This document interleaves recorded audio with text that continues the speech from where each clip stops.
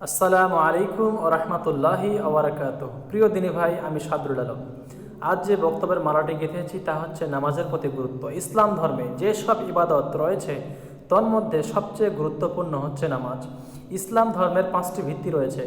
আন ইবনে ওমর রাদিয়াল্লাহু তাআলা আনহু قال قال النبي صلى الله عليه وسلم বুনিয়াল ইসলাম আলা খামসিন শাহাদাতি আল্লা ইলাহা ইল্লাল্লাহ ওয়া শাহাদু আন্না মুহাম্মাদান আবদুহু ওয়া রাসূলুহু ওয়া ইকামিস সালাহ ওয়া ইতাইজ যাকাত ওয়াল হজ্জি ওয়া সাওমি রমাযান। রাওয়াহুল বুখারী মুসলিম। ইবনে উমর সূত্রে বর্ণনা করেন রাসূল আকরাম সাল্লাল্লাহু আলাইহি সাল্লাম বলেছেন, ইসলাম ধর্ম 5টি ভিত্তির উপর স্থাপিত।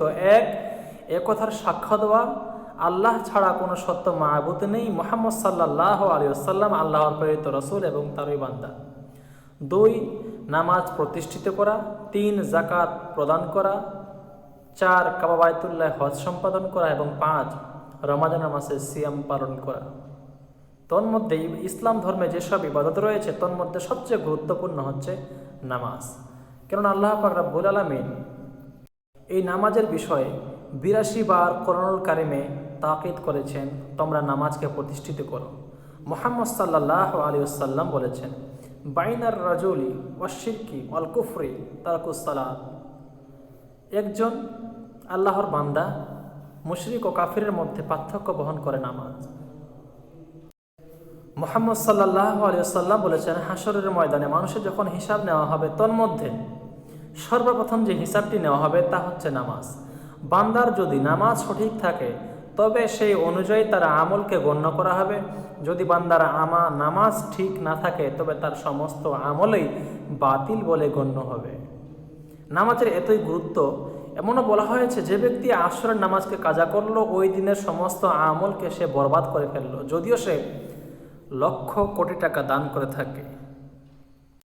নামাজ হচ্ছে ফার্সি শব্দ যার মূল আরবিক হচ্ছে সালাত।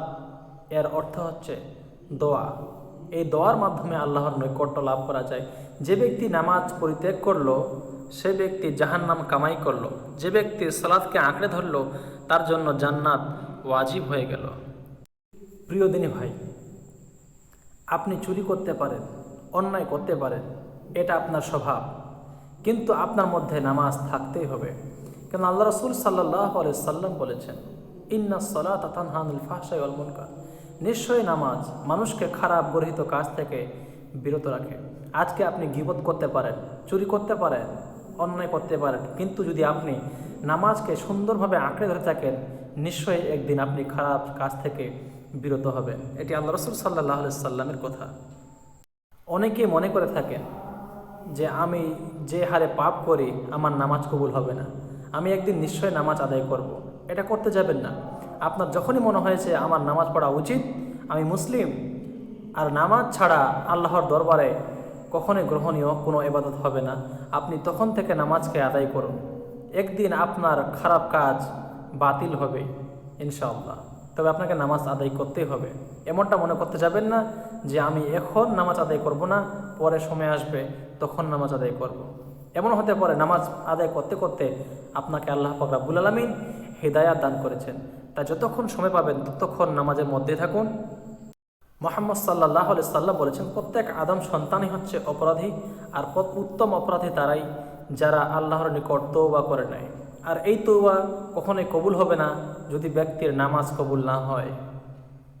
তাই নামাজ পড়ুন, আল্লাহর নিকট তওবা করুন, সুপথের আশা রাখুন, সুপথ কামনা করুন, আল্লাহর কাছে সাহায্য চান। আল্লাহ পাক রব্বুল আলামিন নিশ্চয়ই সাহায্য করবেন। নামাজের মধ্যে সবচেয়ে বেশি দোয়া কবুল হয় সাজদার মাধ্যমে। যখন বান্দা লুটিয়ে যায় মাটিতে একেবারে, তখন আল্লাহর কাছে যা দোয়া চায় সেই দোয়া আল্লাহ পাক রব্বুল আলামিন কবুল করেন। আল্লাহর কাছে কিছু চাইতে হলে নামাজের মাধ্যমে চাইতে হবে। নামাজে চাইতে পারেন না, 2 রাকাত নামাজ আদায় করে তারপর 2টি হাত তুলে আল্লাহর কাছে চাইতে হবে, তবে আল্লাহ পাক রব্বুল আলামিন সকল সৎ উদ্দেশ্য পূর্ণ করবেন। তাই আর অবহেলা নয়, আপনি নামাজকে আঁকড়ে ধরুন। আপনার বদ অভ্যাস, খারাপ কাজ একদিন দূর হবেই ইনশাআল্লাহ।